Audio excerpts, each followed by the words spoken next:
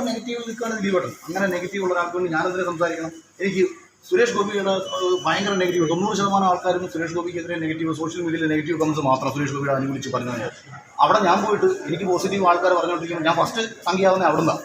അപ്പം നമ്മൾ പുള്ളിക്ക് അനുകൂലിക്കുന്നത് നമ്മുടെ ഉള്ളിൽ നീതിബോധമാണ്. പുള്ളി ജയിച്ചേക്കാം, പുള്ളിയുടെ ഉള്ളിൽ നന്മയുള്ള മനുഷ്യനുണ്ടല്ലോ. അതുപോലെ നാളെ നിങ്ങൾ പറയും ദിലീപ് എന്ന് പറയുന്ന മനുഷ്യനെ കോടതി വെറുതെ വിട്ടിട്ട് ഈ നടന്നു. കാരണം ഇതിനകത്ത് ഉള്ളിൽ കിടന്ന പല കാര്യങ്ങളും നിങ്ങൾക്ക് അറിഞ്ഞുകൂടാത്ത ഒരുപാട് കാര്യങ്ങളുണ്ട്. നിങ്ങൾ പോലും നാളെ കേൾക്കുമ്പോഴത്തേക്ക് ദിലീപേട്ടനോട് പോയി മാപ്പ് പറയും. നിങ്ങളിൽ ആരെങ്കിലുമൊക്കെ ഒരാൾ അയാളെ എത്രത്തോളം ആക്രമിച്ചിട്ടുണ്ടോ അതിനൊക്കെ നിങ്ങളുടെ ഉള്ളിൽ നിന്ന് തന്നെ നിങ്ങൾ പോയിട്ട് പരസ്യമായിട്ട് സോറി പറയുന്നൊരു കാലം വരും. കാലം എങ്ങും വിട്ടുപോകാൻ പോകുന്നില്ല. അന്ന് നിങ്ങൾ വന്ന് ഈ സുരേഷ് ഗോപി വിഷയത്തിൽ എൻ്റെ അടുത്ത് വന്ന് പറഞ്ഞാൽ നിങ്ങൾ വന്ന് പറയും അഖിലേട്ടാണ് ദിലീപിൻ്റെ വിഷയത്തിൽ നിങ്ങൾ ചെയ്ത് ശരിയായിരുന്നു. പണ്ട് ഇത് കണക്ക് സ്വാമിയുടെ മറ്റേ കിണ്ണാമണി കണ്ടിച്ചൊരു കേസ് ഉണ്ടായിരുന്നത്. ഈ കേസ് വന്ന സമയത്ത് ഞാൻ ഫസ്റ്റ് ദിവസം ഒരു ഫേസ്ബുക്കിൽ ഒരു പോസ്റ്റ് ഇട്ടു. ഒരിക്കലും ഒരു പെൺകുട്ടിക്ക് ഒരു പുരുഷൻ്റെ ലൈംഗിക അവയവം അയാൾ ശാരീരികമായിട്ട് നിൽക്കുന്ന സമയത്ത് മുറിച്ചു കളയാൻ പറ്റത്തില്ല. അല്ല, ഞാൻ കുറേ പ്രാക്ടീസ് ചെയ്ത് നോക്കി എങ്ങനെ വെട്ടാൻ പറ്റുമെന്നാണ്. ഒരിക്കലും മുറിച്ചു കളയാൻ പറ്റത്തില്ല. ഒന്നുകിൽ ഉറങ്ങിക്കിടക്കുമ്പോൾ, അല്ലെങ്കിൽ സെക്സ് ചെയ്തുകൊണ്ടിരിക്കുന്ന സമയത്ത് ചതിക്കാം. അങ്ങനെ ചെയ്താൽ മുഖ്യമന്ത്രി പറഞ്ഞാൽ ധീരവനിതയല്ല, അവൾ ക്രിമിനലാണ്. ഒരാളെ ചതിച്ച് മുറിച്ച് കളഞ്ഞാൽ അത് ക്രിമിനലാണ്. അത് പിന്നീട് തെളിഞ്ഞു. ആദ്യം എന്നെ കാവ്യ കൊടുത്ത സന്യാസിയെ ഞാൻ സപ്പോർട്ട് ചെയ്തെന്ന് പറഞ്ഞ് എന്നെ സംഖ്യയാക്കിയായിരുന്നു.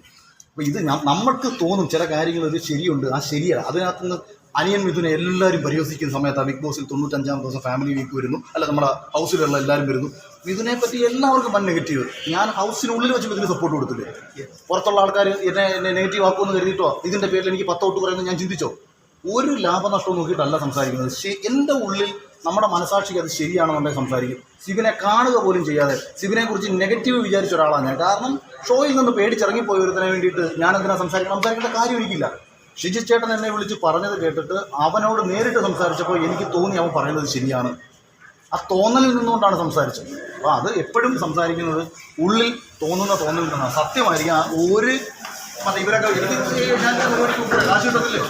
അല്ലെ, നാളെ സിനിമ അവർ സിനിമ നമ്മുടെ എൻ്റെ അടുത്ത് അവർ ഇങ്ങോട്ട് പറഞ്ഞിട്ടില്ല. അതിൽ സീരിയസ് ചെയ്ത് അവരെടുത്തോളാം. എന്നിട്ട് ഞാൻ ടോട്ടൽ സ്റ്റോറി കണ്ടിട്ട് കവിനാഥിൻ്റെ ഒരു സീരീസ് എന്നെ നായകനാക്കി ചെയ്യാൻ വേണ്ടി തോന്നി. അത് ഭയങ്കര താല്പര്യമാണ് അവർ. ചിലപ്പോൾ അതങ്ങനെ ചെയ്തേക്കാം. അങ്ങനെ എല്ലാം വന്നാൽ